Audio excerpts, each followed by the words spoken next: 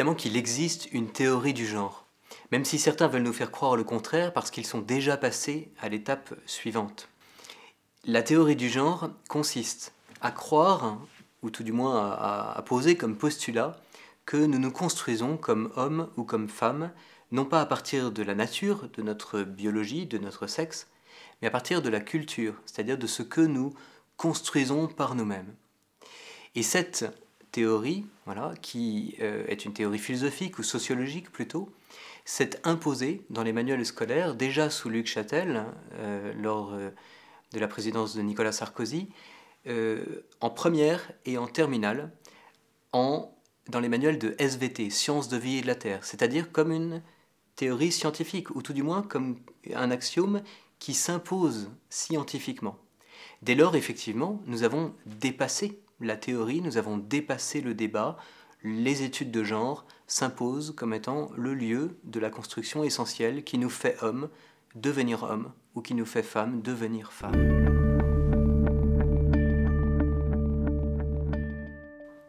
Oui, elle inquiète à juste titre. Non pas comme théorie et lieu d'un débat pour savoir ce qui relève de la nature ou de la culture dans notre manière d'être homme ou femme. Ce n'est pas le débat qui inquiète les chrétiens, au contraire. Le chrétien n'est jamais inquiété de débattre d'idées qui ne sont pas les siennes et d'évoluer même dans sa pensée.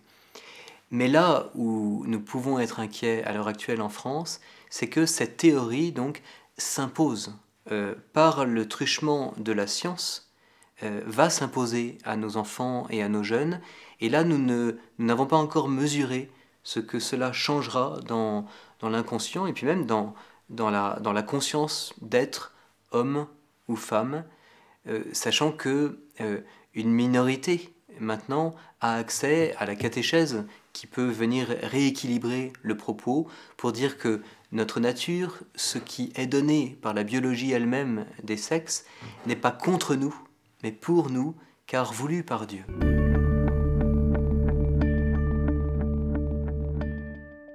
Cette théorie et la Bible n'ont immédiatement rien à voir, donc on ne peut pas parler d'incompatibilité absolue.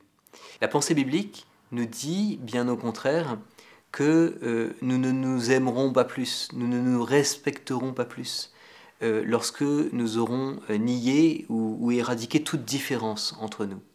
Bien au contraire, la différence sexuelle dans le texte biblique est le fruit de la pensée de Dieu, qui lui-même est différencié entre le Père, le Fils et l'Esprit Saint, et cette différence des personnes crée une unité d'amour telle que voilà, nous désirons la vivre et notre cœur voilà, est appelé à vivre une unité d'amour parfaite, mais c'est seulement en Dieu, dans cette différence des trois personnes, qu'elle est vécue parfaitement. Dès lors, l'homme et la femme, créés à l'image et à la ressemblance de Dieu, peuvent jouer de leurs différences pour vivre de ce même amour qui provient de Dieu, et c'est là leur vocation.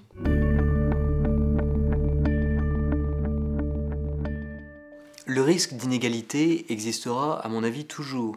Et ce n'est pas parce qu'une théorie du genre vient décréter qu'il n'y a plus ni homme ni femme que l'inégalité dans notre monde n'existera plus. Ça, c'est un rêve. Il ne faut pas croire que c'est à partir du texte biblique que l'on peut promouvoir une quelconque inégalité. Si le deuxième récit de la création sort bien la femme du côté de l'homme, et non pas d'une côte, il ne s'agit pas d'une côtelette, il s'agit d'une part du côté de l'homme, c'est-à-dire d'une part du cœur de l'homme. Dès lors, l'homme se voit enlever quelque chose, il est inachevé en lui-même, et la femme se voit être l'égale de l'homme comme moitié, en quelque sorte, c'est-à-dire comme inachevée elle-même. Les deux sont, dans le texte biblique, si nous l'étudions avec rigueur, dans une parfaite égalité dans leur chair, et ils ont besoin l'un de l'autre. Et donc, le texte biblique promeut une véritable égalité entre l'homme et la femme, une égalité de nature, que nous avons sans doute à redécouvrir ou à faire progresser dans les mentalités aujourd'hui. C'est sans doute à cela que la réflexion, le débat actuel nous invite. Oui, un dialogue est possible avec les partisans de la théorie du genre. Encore faut-il qu'il soit souhaité voilà, et promu. C'est un peu le problème, je crois, des catholiques aujourd'hui et face aux politiques tels qu'ils voilà, vivent les avancées actuelles, c'est que le dialogue n'est pas forcément désiré. Ce dialogue est possible et je pense qu'il nous enrichirait nous-mêmes aussi.